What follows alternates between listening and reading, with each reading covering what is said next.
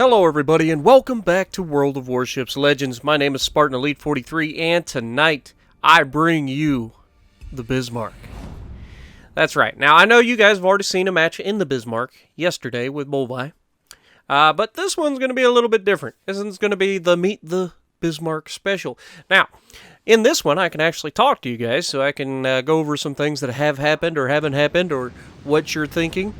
But yes, the Bismarck. I'll go over everything I can. Very first thing I'll tell you guys is, if you're wondering what my commander build slash whatever loadout is on the Bismarck, it is the same as on my Tirpitz. And I have a video dedicated to that called My Tirpitz Build, and you should check that out if you guys are interested in finding out the way I build this ship. Now, I don't go a full secondary build, and I don't go a full dispersion build. I go kind of an in-between. And if you're wondering why things look a bit different, I've changed some things in how I play the game.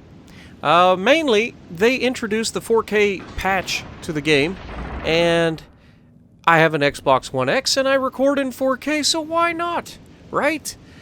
The biggest issue that I've seen is a drop in frames.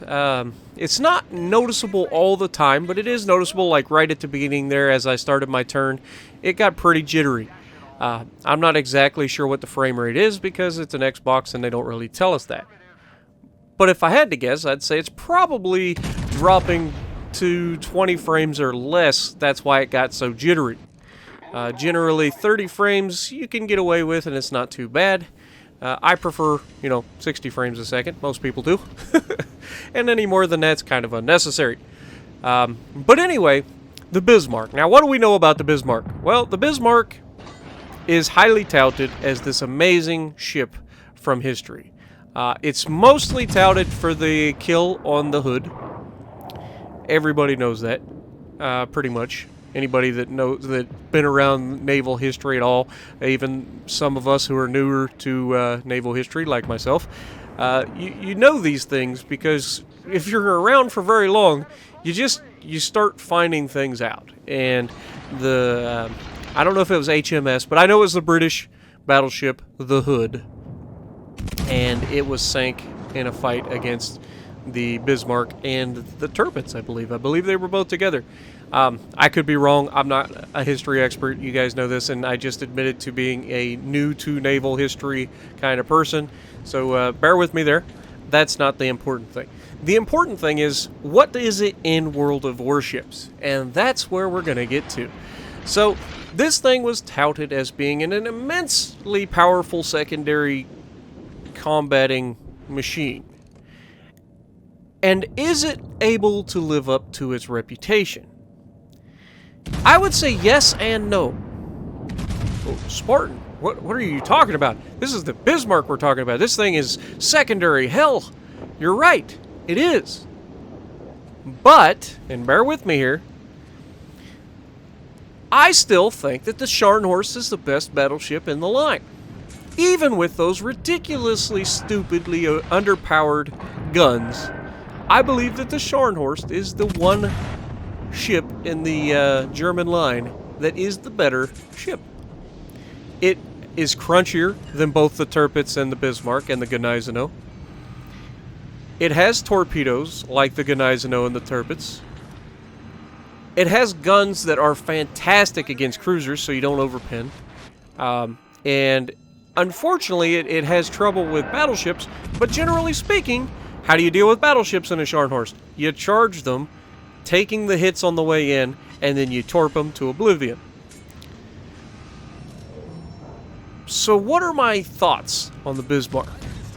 I've played several matches with this ship, and it is not a bad ship. It is nowhere near as bad as the Gneisenau was for me. And I know that's a controversial statement in and of itself. Some people absolutely love the Gneisenau. I think you're crazy. But it still has a lot of the same issues that German battleships have had since Tier 5, basically. I don't know. I haven't played the Baron. That was the one ship that I didn't get on the way through the early access. I got every other tier battleship, just not the Baron. So I don't know, but I remember the Tier 4 being pretty good. It was actually able to compete against higher tiers pretty easily. And then Tier 6 was absolutely abysmal for me, into the fact that it was just so squishy, and the guns were so inaccurate, that you couldn't really get close enough to do damage to the enemy battleships, because they would just delete you on your way in.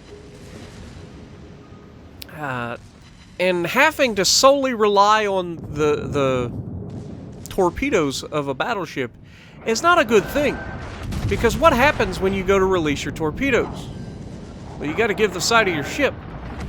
What happens when you give the side of your ship to other battleships? Cue the jingles. That's gonna be a paddler.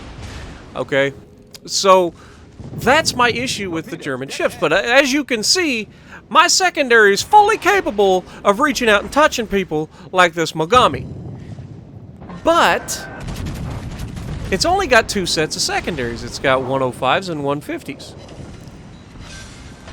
And as we finish off the Mogami with a devastating strike, which was bound to happen. I mean, you play with fire long enough, eventually RNG is going to say, okay, you've been lucky enough, time to go home. And that's what happened to Mogami. He was so confident that I wouldn't be able to hit him that he was sailing broadside on. You give me, what, 3 separate salvos to get a chance to sink you? Eventually, it's gonna happen, and you don't need very many citadels to sink a ship. Ask the guy that I was in the Iowa that I hit with 4 citadels and 1 salvo, and left him with nothing. So, yeah, it's definitely something you got to be aware of. You can't just give yourself up to a Bismarck. And the Bismarck secondaries, and like I said, I have my secondaries keyed in. It's a mid-range build. I say mid-range, it's a middle-of-the-road build for between secondaries and dispersion. So I maintain my somewhat accurate fire at distance up to 18.6 kilometers, and yet I can still reach out and touch people with the secondaries at 9.6 kilometers, which is pretty solid. Now, I don't have my Hipper fully upgraded as far as Captain. I think he's a level 7 the last I checked. So there's room to like get better there if you decide to upgrade your commander. And at this point, we've done pretty well for ourselves. We got 71,000 damage. We managed to Citadel and Mogami to death. And, you know, we've done pretty well. We've showcased the range of the secondaries. We've showcased the accuracy/inaccuracy of the battleship guns. The one thing we haven't really showcased is just how squishy this ship is. And I will go over why I think that's a thing.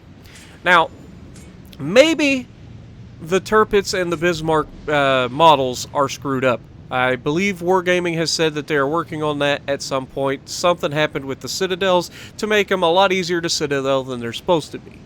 And I will be real honest, this thing gets Citadeled regularly. Because of the gun placement, it's got 2 forward, 2 aft, and that makes you broadside more than you should in this thing.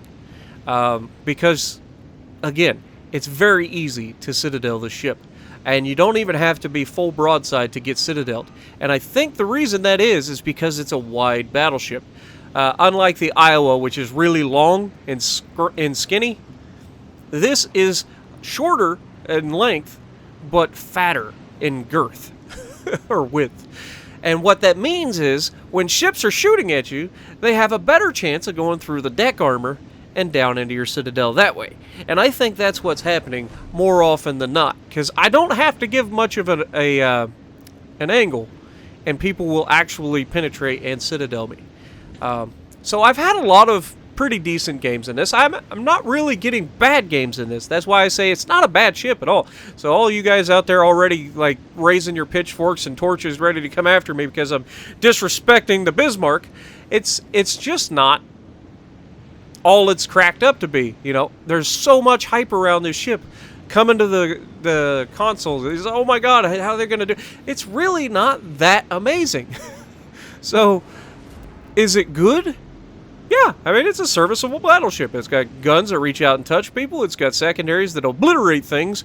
It can absolutely wreck anything. If you're in a destroyer, and I was in the receiving end of my Akatsuki a couple times, where I got a little too close and then got detected because he threw up a plane or something. You know, if you're inside 9 kilometers and you get detected, you're in a world of trouble. In a destroyer, because these things just seem to just know exactly what you're going to do because they pepper the entire area. It's like you're playing Battleship, the game, the Hasbro game. You know what I'm talking about. If you know what I'm talking about, you're old like I am. But there was an old game, Battleship, where you go D1, F2, and you're trying to locate everybody's ships and sink them, right? Well, this thing basically hits the entire map at the same time with its secondaries. And that can be a good thing, but it can also be a bad thing because they don't really focus a ship very well. I've had some ships pretty close at Iowa in the video yesterday that you guys saw. Very close to this thing, and the secondaries weren't really doing that much to it. But it's a battleship. It's firing high explosive at a battleship, and it was kind of close, so I can understand it. But it's very good at setting fires because all of its secondaries do fire high explosive. There we get a nice citadel, and we get our high caliber off of the Colorado there. And now we are giving a little too much of our side, and he does have 16-inch guns. So definitely not necessarily what you want to be doing right now. And that was not the best shot. He's sailing kind of away from us, and I put the shot under a little too much, and there he takes a nice chunk off of us. We're able to start healing, and he starts trying to slow down because he doesn't want to go behind the mountain. And I can actually respect the crap out of this guy for this. Unless, of course, he runs into an island and I just can't see it. But he actually stops his ship to try to stay in the fight and be able to shoot at us. Unfortunately for him, that's the end of his game. But instead of just running away and making the game longer and all that, he knew he was going to die. Might as well try to get another shot at. So in closing, what do you guys think about the Bismarck? I'm sure some of you guys have had absolutely ridiculous games. You guys are better than I am at the game. So let me know in the comments below what you guys think. And as always, I will see you in the next video.